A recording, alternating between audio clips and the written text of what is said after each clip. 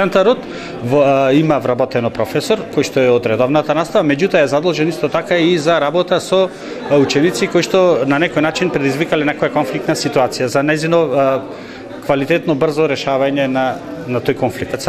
И претходно пред да се отвори овој центар се работи преку класните часови, значи оди проектот за мултиетничко општество и решавање на конфликти кои што настануваат меѓу самите ученици.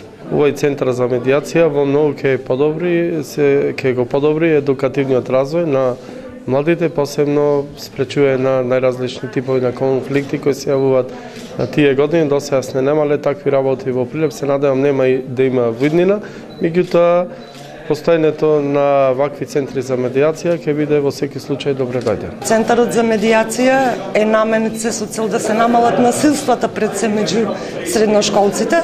За таа цел во организација на ОПСЕ беа организирани многу обуки во кои беа вклучени како наставниците, така и учениците, не само од нашиот град, туку и мислам не само од нашето училиште, туку и учениците и наставниците од другите средни училишта. Не сме се соочиле со некои поголеми проблеми, меѓутоа сепак пред се ни е важно да обрнеме внимание на таа ненасилна комуникација меѓу учениците.